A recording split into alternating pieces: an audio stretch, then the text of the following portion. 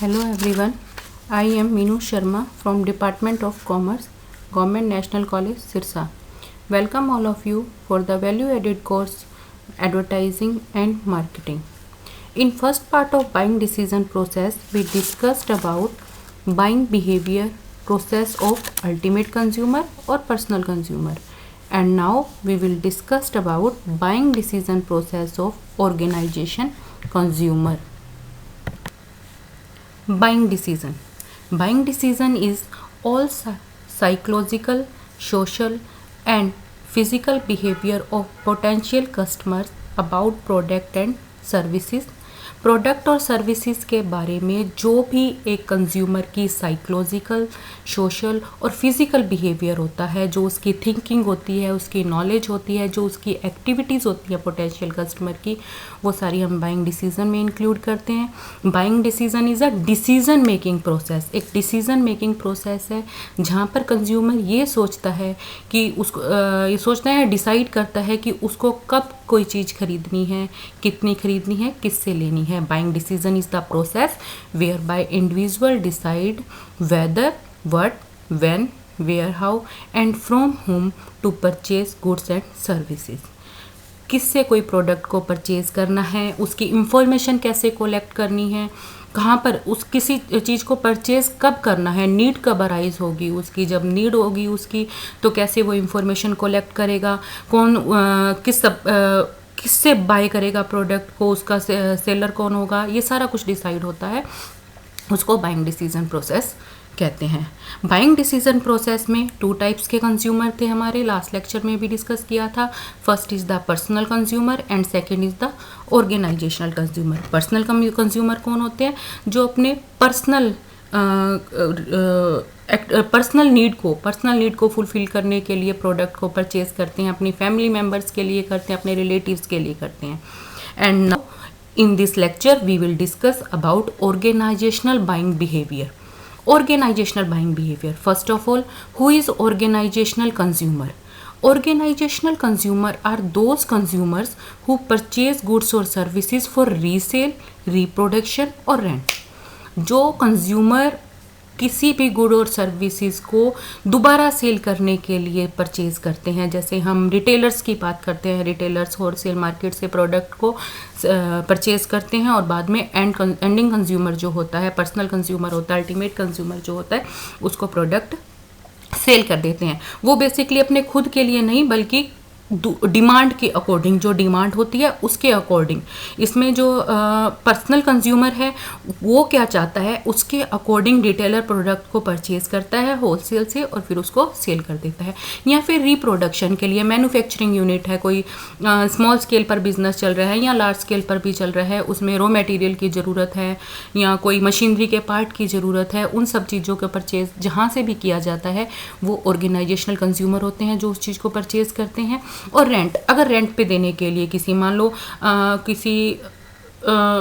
कोई पर्सन है जो कि फॉर एग्जांपल एक पर्सन है जो कोई भी व्हीकल जैसे ट्रक हो गया, इन सब को परचेज करता है, खरीदता है और बाद में इसको रेंट पे दे देता है कि हाँ, दूसरों को रेंट पे दे देता है, या कोई गाड़ी परचेज करते हैं। अच्छा, अब एक अपन एग्जांपल लेते हैं इसको डिफ्रेंशिएट करने के लिए। एक कार परचेज करते हैं, अगर वो कार हम अपने पर्सनल रिक्वायरमेंट को फुलफिल करने के लिए, मतलब अपने पर्सनल यूज़ के लिए परचेज कर रहे हैं कि हमने कहीं पर अपने आने जाने के लिए उसको कार को परचेज किया और हम ही उसको यूज़ करेंगे, अपने पर्सनल रिलेशन वाले जो यूज़ करेंगे या हम खुद करेंगे, जो भी है वो होता है अल्टीमेट कंज्यूमर, पर्सनल कंज्यूमर और एंडिंग कंज्यूमर। बट अगर कोई पर्सन इसलिए कोई उस कार को परचेज कर रहा है कि वो आगे रेंट पे दिया करेगा, उससे उसको पैसा अर्निंग होएगी, अर्निंग सोर्स के लिए वो उसको परचेज कर रहा है कि हाँ रेंट पे देगा और उससे जो उसको अर्निंग होगी वो उससे अपना घर चलाएगा। यहाँ पर उसका जो पर्पस है, ऑर्गेनाइजेशनल कंज्यूमर का जो पर्पस होता है वो बिजनेस पर्पस के लिए उसको परचेज कर रहा है, रेंट पर देने के लिए परचेज कर रहा है, तो वो ऑर्गेनाइजेशनल कंज्यूमर है। मतलब जो कंज्यूमर किसी भी प्रोडक्ट को रीसेल करने के लिए या प्रोडक्शन में, मैन्युफैक्चरिंग में यूज़ करता है उसका, या रेंट पर देने के लिए उसको परचेज करता है, तो वो ऑर्गेनाइजेशनल कंज्यूमर होते हैं। In other words, those consumers who purchase goods और सर्विसेज फॉर बिजनेस पर्पस के लिए परचेज कर रहे हैं गुड्स और सर्विसेज को, अपने खुद के लिए नहीं कर रहे, वो खुद नहीं यूज़ करेंगे, बल्कि आगे उसको या तो रेंट पे देंगे हैं, या आगे सेल कर देंगे, या कहीं भी अपनी प्रोडक्शन यूनिट में यूज़ करेंगे, मतलब पर बिजनेस पर्पज़ के लिए उस प्रोडक्ट को यूज़ करेंगे, तो वो होते हैं organizational consumer. Now characteristics of the organizational buying. Organizational buying की करेक्टरिस्टिक कैसी हैं, इन करेक्टरिस्टिक के बेसिस पे हम ऑर्गेनाइजेशनल बाइंग और पर्सनल बाइंग दोनों को डिफ्रेंशिएट भी कर सकते हैं। First point is the nature and size of the customer. अगर हम ऑर्गेनाइजेशनल बाइंग की बात करते हैं तो ऑर्गेनाइजेशनल बाइंग का साइज़ बड़ा होता है, और जो नेचर होता है उसका वो कंज्यूमर के अकॉर्डिंग होता है, वाइड लेवल पर उसको। अब जो पर्सनल कंज्यूमर है वो खुद के लिए प्रोडक्ट को परचेज कर रहा है, तो ठीक है स्मॉल क्वांटिटी में करेगा, कितना यूज़ कर लेगा उसको। जबकि ऑर्गेनाइजेशनल की अगर हम बात करते हैं तो ऑर्गेनाइजेशनल एक वाइड एरिया के लिए परचेज कर रहे हैं प्रोडक्ट को, तो जो उसका साइज़ होता है ऑर्गेनाइजेशनल बाइंग का वो बहुत बड़ा होता है, वाइड साइज़ होता है, नेचर भी उसका वाइड होता है, उसके अकॉर्डिंग होता है कि पर्सनल कंज्यूमर क्या चाहता है। Economic and technical choice criteria, यहाँ पर इकोनॉमिक और टेक्निकल चॉइस क्राइटेरिया जो होता है काफ़ी लार्ज होता है। मतलब इन चीज़ों के लिए हम कोई भी अगर ऑर्गेनाइजेशनल बाइंग हो रही है तो वहाँ पर इकोनॉमिक मीन्स कि जो भी वो उनकी बजट के अकॉर्डिंग हो, एक बजट डिसाइड कर लेती है ऑर्गेनाइजेशन, और उससे कम ज़्यादा नहीं कर सकती, क्योंकि उसको उसके ऊपर आगे मैन्युफैक्चरिंग भी करनी है या रीसेल करके आगे प्रॉफिट भी कमाना है, तो इकोनॉमिक पॉइंट पर भी बहुत ध्यान दिया जाता है। दूसरा टेक्निकल एस्पेक्ट के लिए कि आज की डिमांड क्या है, किस टेक्निक, जो अपडेट टेक्निक होगी उसी को परचेज करेगी। अगर जो टेक्निक पुरानी हो चुकी है उसको किस लिए ऑर्गेनाइजेशनल बाइंग में इंक्लूड करेंगे, ठीक है। तो टेक्निकल चॉइस और इकोनॉमिक क्राइटेरिया जो है, इकोनॉमिक चॉइस क्राइटेरिया बहुत मैटर करता है। रिस्क, ऑर्गेनाइजेशनल बाइंग में रिस्क भी काफ़ी ज़्यादा होता है, क्योंकि लार्ज लेवल पर परचेज कर रहा है ऑर्गेनाइजेशन, तो रिस्क भी उसके अकॉर्डिंग ज़्यादा होगा। ड्राइव डिमांड का मतलब है कि कस्टमर क्या चाहते हैं, जो पर्सनल कंज्यूमर है वो क्या चाहते हैं, उनकी डिमांड क्या है, वो वहाँ से जो डिमांड आएगी उसके अकॉर्डिंग ऑर्गेनाइजेशनल बाइंग की डिमांड होगी। ऑर्गेनाइजेशन पहले अपने एंडिंग कंज्यूमर को देखेगा, अपने पर्सनल कंज्यूमर को, अल्टीमेट कंज्यूमर जो होते हैं उनको देखेगा कि उनकी डिमांड क्या है, वो लोग क्या चाहते हैं, उस वही ड्राइव आगे काम करेगा ऑर्गेनाइजेशनल बाइंग में। Complexity of buying, of course complexity भी बहुत ज़्यादा होती है, क्योंकि लार्ज एरिया स्केल पर परचेज किया जाता है। टेक्निकल एस्पेक्ट को बहुत ज़्यादा उसमें मैटर करते हैं, इकोनॉमिक एस्पेक्ट काफ़ी ज़्यादा मैटर करते हैं। देखना पड़ता है कि हाँ कम्पिटिटिव जो यूनिट है वो क्या आगे प्रोडक्शन करके दे रही है, उसके अकॉर्डिंग उसको परचेज करना है। इसके लिए जो मतलब डिज़ाइन कैसा होगा, टेक्निकल डिज़ाइन कैसा होगा, टेक्निकल सारे जो फीचर्स होते हैं उनको देखा जाता है, तो कॉम्प्लेक्सिटी बाइंग में अपने आप आ गई। बाइंग टू स्पेसिफिक रिक्वायरमेंट, ये एक स्पेसिफिक रिक्वायरमेंट के लिए बाय करते हैं ऑर्गेनाइजेशनल बाइंग। एक स्पेसिफिक रिक्वायरमेंट होती है जिसको ऊपर नीचे नहीं कर सकते।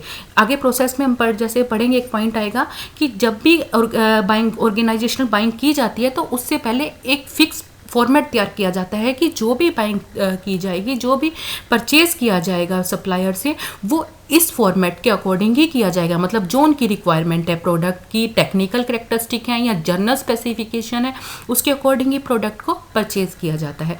तो जो बाइंग होती है वो स्पेसिफिक रिक्वायरमेंट्स के अकॉर्डिंग होती है। रेसिप्रोकल बाइंग, रेसिप्रोकल बाइंग में आ जाता है कि इसमें रेसिप्रोकल भी आ जाता है कि अगर हाँ किसी से कोई प्रोडक्ट परचेज कर रहे हैं तो उसके बदले में उसको दूसरा प्रोडक्ट दे दिया जाता है। नेगोशिएशन भी काफ़ी ज़्यादा होती है, लार्ज स्केल पर होती है, इकोनॉमी भी मैटर करती है। तो हाँ सेल का साइज़ बड़ा होता है, सेल का साइज़ बड़ा होने के साथ ही नेगोशिएशन वर्ड भी उसमें आ जाता है, क्योंकि अब उसको अपना इकोनॉमी जो भी परचेज कर रहा है आगे प्रॉफिट भी कमाना है सेल करके, तो नेगोशिएशन भी इसमें काफ़ी ज़्यादा हो गया। Next is the type of the organizational consumer.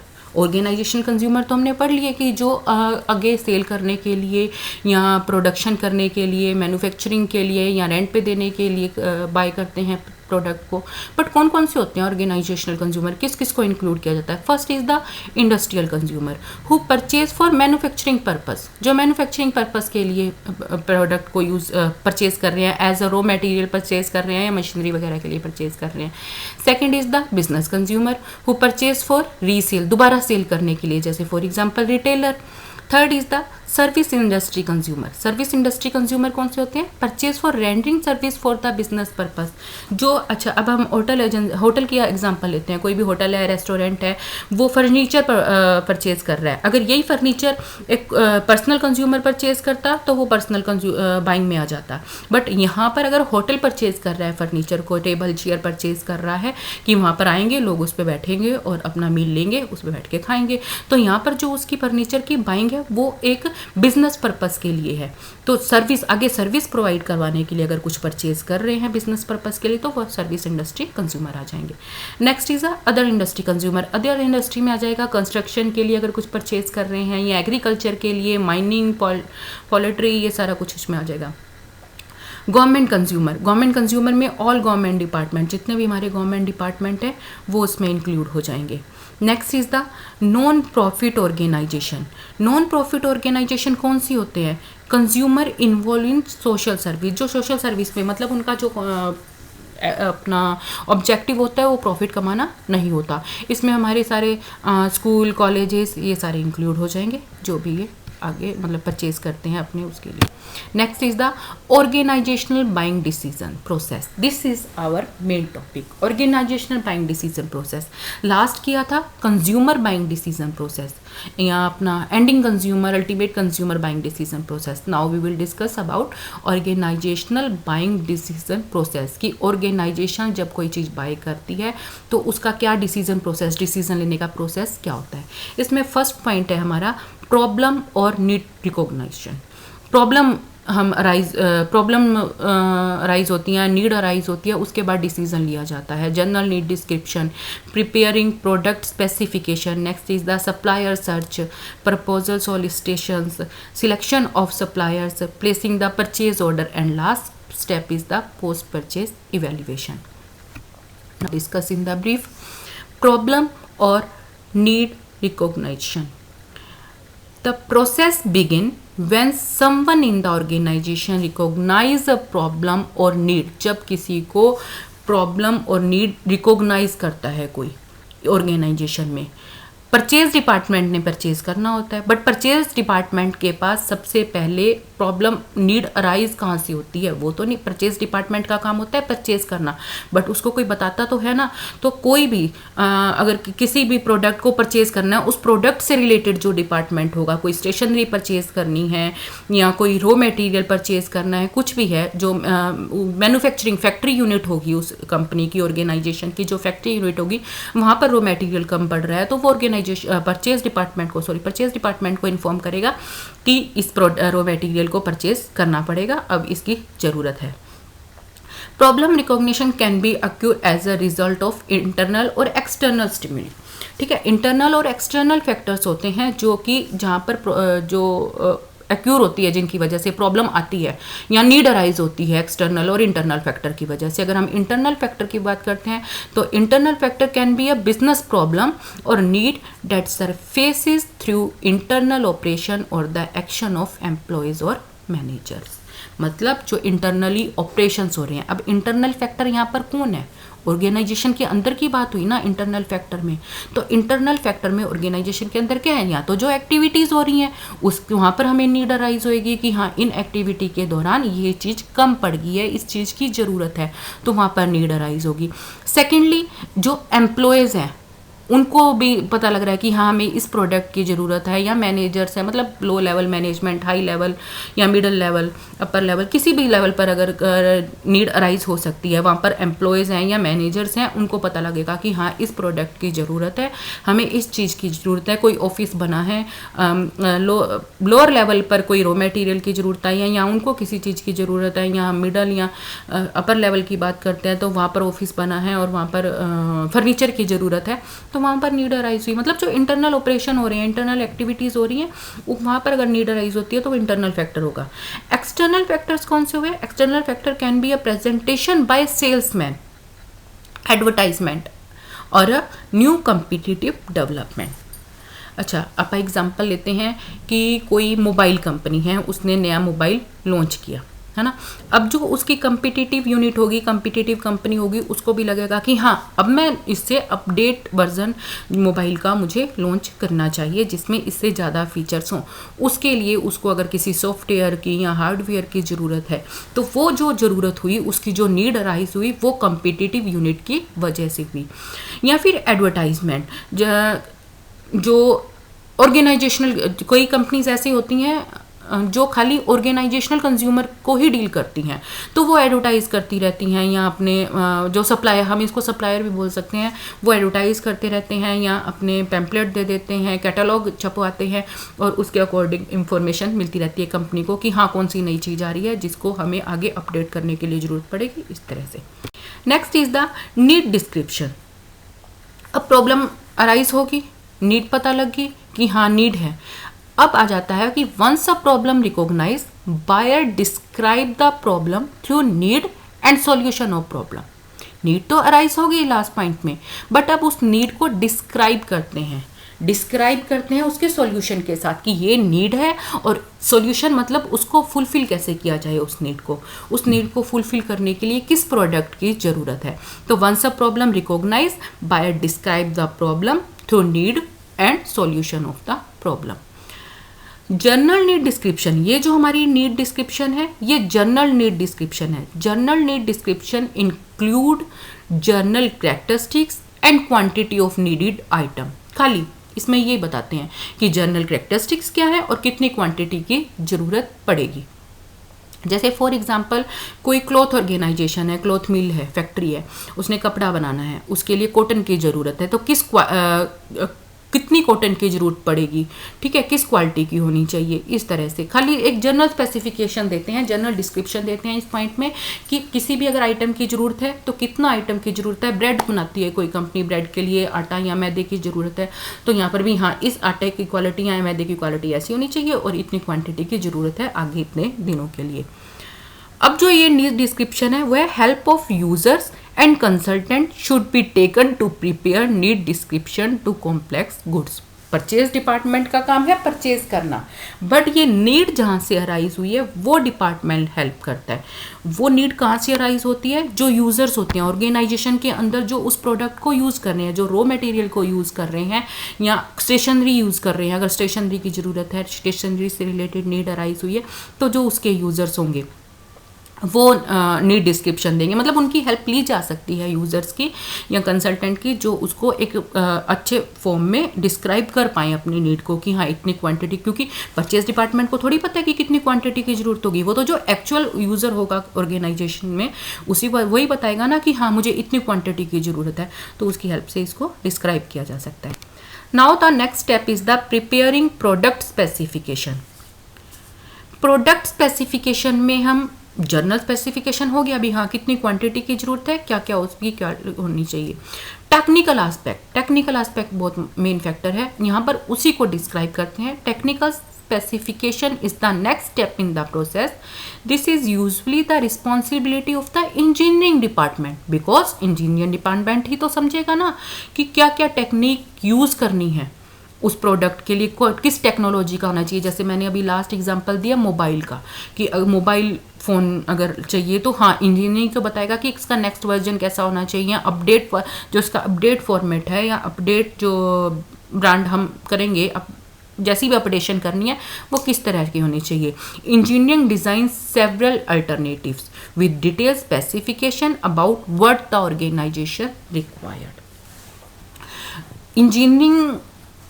Engineer जो होते हैं वही इसमें डिज़ाइन करते हैं टेक्निकल स्पेसिफिकेशन को, कि टेक्निकल स्पेसिफिकेशन उस प्रोडक्ट की कैसी होनी चाहिए। फॉर एग्जांपल प्रोडक्ट डिज़ाइन और प्रोडक्ट क्वालिटी की, प्रोडक्ट का डिज़ाइन कैसा होना चाहिए, प्रोडक्ट की क्वालिटी, टेक्निकल क्वालिटी क्या होनी चाहिए प्रोडक्ट की।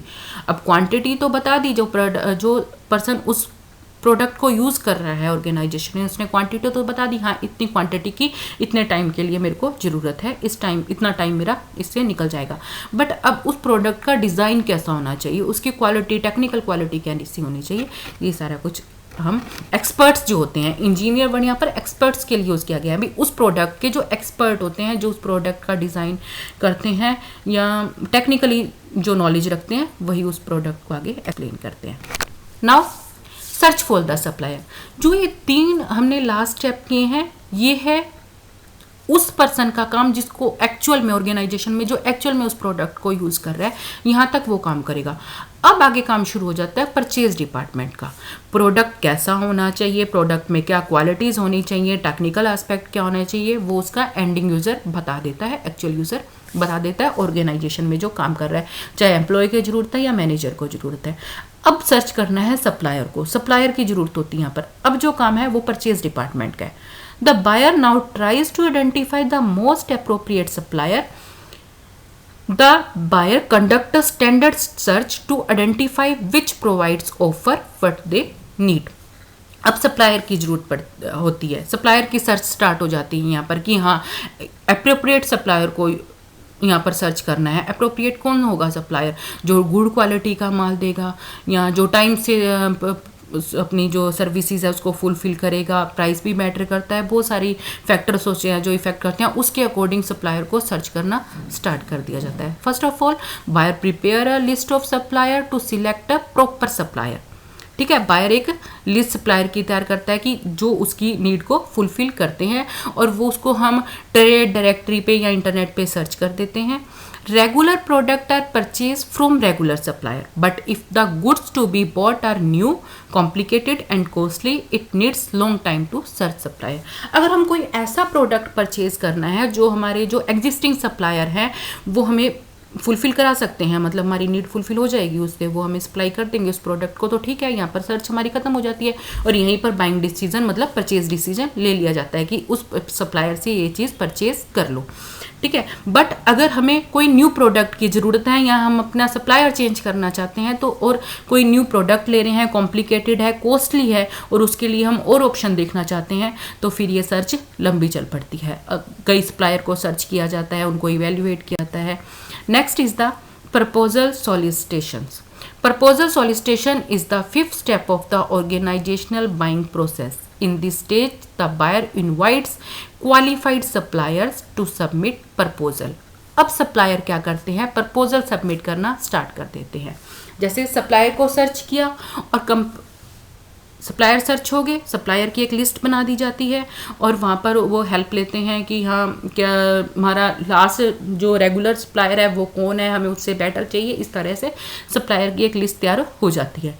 अब उसमें क्या किया जाता है, उनको इनवाइट किया जाता है सप्लायर्स को कि वो अपना प्रपोजल लेकर आए कि कोई जो उनके पास प्रोडक्ट है उसकी क्वालिटी कैसी है। Some supplier are send only a catalogue और a sale representative according to the nature of product. मतलब अगर कोई हम ऐसा कंपनी ऐसा प्रोडक्ट ऑर्गेनाइजेशन ऐसा प्रोडक्ट परचेज कर रही है जहाँ पर ज़्यादा कॉस्टली नहीं है या ज़्यादा सर्च करने की ज़रूरत नहीं है या फिर ज़्यादा रिप्रेजेंटेशन की जरूरत नहीं है, तो वहाँ पर खाली एक कैटलॉग या एक रिप्रेजेंटेशन, एक सिंपल सी रिप्रेजेंटेशन से काम चल जाता है। कोई भी सेल्समैन आता है सप्लायर का और वो एक रिप्रेजेंटेशन दे देता है। ठीक है, नेक्स्ट है more complex purchase require submission a detail proposal outline. अगर तो ऐसा परचेज है जो सिंपल है और रेगुलर है तो वहाँ पर ज़्यादा लंबी चौड़ी लिस्ट बनाने की ज़रूरत नहीं होती, कुछ सप्लायर सर्च कर लिए जाते हैं और उसके अकॉर्डिंग वो कैटलॉग भिजवा देते हैं या एक सिंपल रिप्रेजेंटेशन अपनी दे देते हैं। बट अगर कॉम्प्लेक्स परचेज है, कॉम्प्लेक्स परचेज मतलब टेक्निकल रिक्वायरमेंट ज़्यादा है उसमें या डिज़ाइन अपडेट करना है, कोई भी ऐसी सिचुएशन है तो उस टाइम पर एक प्रपोजल आउटलाइन, लंबी चौड़ी प्रपोजल आउटलाइन तैयार करते हैं। डिटेल मतलब डिटेल में करते हैं, लंबी चौड़ी का मतलब है कि डिटेल हर फैक्टर पर, उसके हर फैक्टर पर, उस प्रोडक्ट के हर फैक्टर पर डिस्कस किया जाता है, एक प्रपोजल बनाया जाता है, आउटलाइन जाती है। Next is the selection of the supplier. अब कंपनी के पास प्रपोजल आ जाते हैं। Now the organizational buyer evaluate the proposal and select most reliable and capable supplier who can supply product to the organization according to the requirement. जो requirement के according organization को product supply कर देगा उसको select किया जाता है। ठीक है, अब सप्लायर की लिस्ट आ गई, सप्लायर ने अपने प्रपोजल दे लिए, उसके बाद डिसाइड कर दिया जाता है कि हमारा सप्लायर ऑर्गेनाइजेशन का सप्लायर कौन होगा। But there are some criteria for selection of supplier. ऐसे ही सप्लायर को सिलेक्ट नहीं कर देते, उसके लिए कुछ क्राइटेरियाज होते हैं। क्या क्राइटेरिया होते हैं? Standard and quality of the product. Product के क्या स्टैंडर्ड होंगे, क्या क्वालिटीज़ होंगी, capacity of supply of product, कितना, अगर कंपनी को कितने प्रोडक्ट रॉ मटेरियल की जरूरत होगी, कितने प्रोडक्ट की जरूरत होगी और कितना सप्लाई कर सकता है सप्लायर एट अ टाइम, अगर हम उसको कितने दिन पहले बताएंगे और वो कितनी कैपेसिटी होगी कि इतना सप्लाई कर देगा। Moral value of the supplier, of course moral value की उसके बाद ही तो डिसाइड किया जाएगा ना कि वो रिलायबल है कि नहीं है, टाइम पर प्रोडक्ट पहुंचाएगा नहीं पहुंचाएगा। हाँ ठीक है, उसकी प्रोडक्ट की क्वालिटी तो अच्छी है बट अगर वो टाइम पर ही नहीं पहुंचाएगा तो फिर क्या फ़ायदा। Reliability of the supplier in long run, ये जो हम प्रोसेस कर रहे हैं डिस्कस, ये कोई छोटी प्रोसेस नहीं है, बहुत लंबी प्रोसेस है जिस बहुत ज़्यादा टाइम कंज्यूमर भी है और इसमें टाइम भी काफ़ी लगता है, पैसा भी काफ़ी लगता है, कॉस्टली भी बढ़ती है। तो इसके लिए दोबारा सप्लायर को सर्च नहीं किया जा सकता, तो ऐसे सप्लायर को सर्च किया जाता है जो लॉन्ग रन के लिए रिलायबल हो। फेयर प्राइस, ऑफकोर्स इकोनॉमी तो हम पहले करेक्टरिस्टिक में डिस्कस कर चुके हैं कि इकोनॉमी होनी चाहिए, इकोनॉमी होनी, जो भी प्रोडक्ट परचेज कर रहे हैं सप्लायर हमें जो रेट देंगे, प्राइस होंगे, जो जिसका सबसे कम होगा उसी को सिलेक्ट करेंगे। Growth and development of the supplier, be supplier according to the updation, technical updation के अकॉर्डिंग वो अपने प्रोडक्ट को अपडेट कर रहा है जिससे हम माल ले रहे हैं। सप्लायर को भी तो अपडेट होना जरूरी है ना, जो भी आगे आगे अपडेशन आएगी उसके अकॉर्डिंग अगर वो रॉ मटेरियल परचेज करेगा तो ठीक है ना, दोबारा सर्च नहीं करना पड़ेगा। Next is the placing the purchase order, अब परचेज ऑर्डर प्लेस किया जाता है, ठीक है, सप्लायर सर्च हो गया। Now after selection the supplier the make a purchase decision, अब ऑर्गेनाइजेशन परचेज डिसीजन कर लेती है कि हाँ अब क्या परचेज करना है।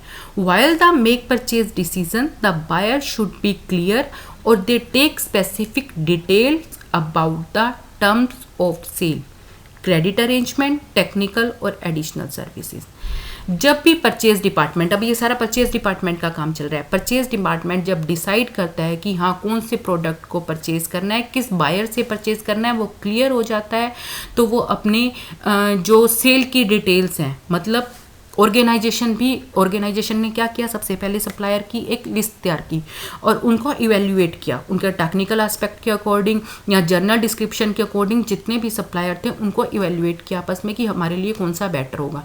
अब जब सप्लायर सिलेक्ट हो गया कि हाँ इस सप्लायर से माल को लेना है, तो उस सप्लायर को सिलेक्ट करने के बाद परचेज डिपार्टमेंट अपनी कंडीशंस रखेगा कि हमें कैसी सेल चाहिए, हम कैश में परचेज करेंगे या क्रेडिट में। ऑफकोर्स ऑर्गेनाइजेशन सब कुछ कैश में परचेज तो नहीं करेगा, क्रेडिट तो कुछ ना कुछ रखेगा ही ना, तो क्रेडिट परचेज कितनी होगी, टेक्निकल और एडिशनल सर्विसेज क्या चाहिए, क्या क्या पॉइंट है जो उसमें चाहिए, एडिशनल सर्विसेज और कौन सी चाहिए, ये सारा कुछ उसमें मतलब पूरी एक लिस्ट उनको दे दी जाएगी सप्लायर को कि इसके अकॉर्डिंग हमें माल को आपको सप्लाई करना है। Organization writes the final order with chosen suppliers, listing the technical specification, quantity needed, expected time of delivery, return policies and warranties. ये सारे पॉइंट हैं जो ऑर्गेनाइजेशन उसमें डिस्कस करती है या फाइनल करती है। क्या है वो, उसने सप्लायर चूज कर लिया, अब वो लिस्ट बनाएगी टेक्निकल स्पेसिफिकेशन की कि जो भी हमें प्रोडक्ट चाहिए उसमें ये टेक्निक चाहिए, क्योंकि उसके ऑर्डर के बाद ही तो सप्लायर सप्लाई करेगा ना। कई बार क्या होता है कि कुछ कंडीशंस ऐसी होती हैं कि सप्लायर ऑर्डर ले लेता है, उसके बाद माल को बनाता है, मतलब मैन्युफैक्चर करता है कंपनी की रिक्वायरमेंट के अकॉर्डिंग, जितना जैसा कंपनी चाहती है, जैसा ऑर्गेनाइजेशन चाहती है, वो अपना सारा कुछ बता देती है उसको, टेक्निकल और जर्नल स्पेसिफिकेशन बता देती है, उस टेक्निकल और जर्नल स्पेसिफिकेशन के अकॉर्डिंग वो प्रोडक्ट को मैन्युफैक्चर करता है।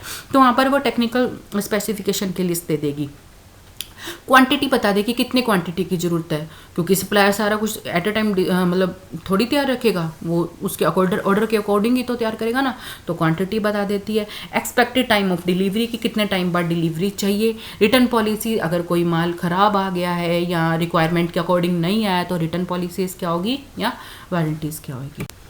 Next and last step of the organizational buying process is the post purchase evaluation, बाद में इवेल्युएट करना, परचेज करने के बाद उसको इवेल्युएट करना कि अब क्या है।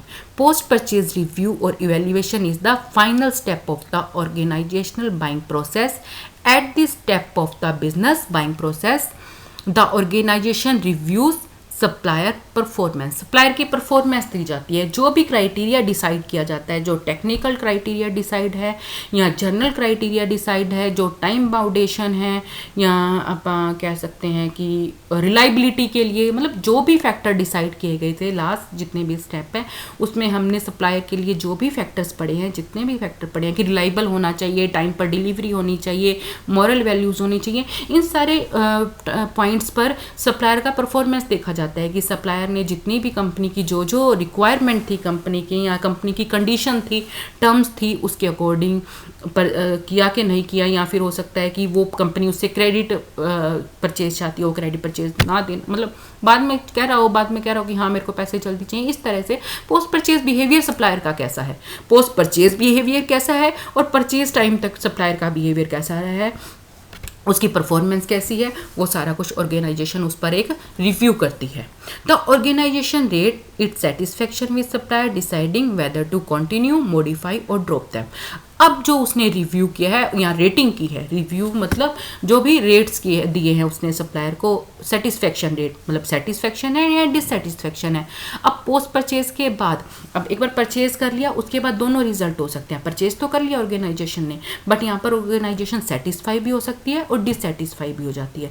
तो उसके अकॉर्डिंग कि सेटिस्फेक्शन रेट कितना है, डिससेटिस्फेक्शन रेट कितना है, उसके अकॉर्डिंग डिसाइड किया जाता है कि इसी सप्लायर को कंटिन्यू करना है या मॉडिफाई करना है, दूसरा सप्लायर लेके आना है। इस सप्लायर को मतलब मॉडिफाई मतलब इस सप्लायर की जो कंडीशंस है उसमें कुछ टाइम देना है या इसको कुछ और गाइड करना है कि हमें ऐसा प्रोडक्ट चाहिए, या ड्रॉप देम या उनको हटा देना है, या तो उसके साथ हम कंटिन्यू करते हैं या उसमें थोड़ा बहुत मॉडिफिकेशन कर देते हैं या उनको हटा देते हैं। और अगर हम उनको हटा देते हैं, मतलब हटाने का मतलब है कि हम उससे जो ऑर्गेनाइजेशन है वो उससे सेटिस्फाई नहीं है सप्लायर से, उसको दूसरा सप्लायर चाहिए, इस सप्लायर से वो अपनी डील कैंसिल कर देती है। तो उस पॉइंट पर क्या होता है कि अपने जितने भी ये स्टेप किए हैं प्रोसेस को वो दोबारा रिकॉन्टिन्यू होता है।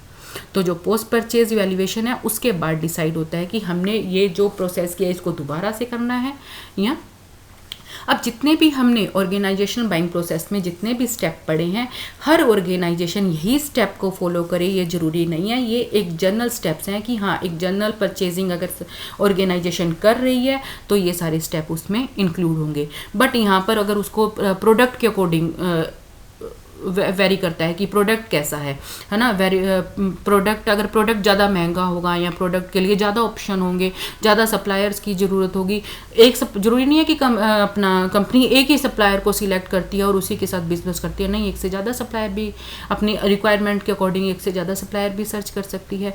और उसके अकॉर्डिंग प्रोडक्ट के अकॉर्डिंग ये प्रोसेस कितनी लंबी चलती है कितनी छोटी चलती है, प्रोडक्ट के अकॉर्डिंग ये डिसाइड होता है। ये हमारे 8 स्टेप थे ऑर्गेनाइजेशनल बाइंग बिहेवियर के। Okay, thank you.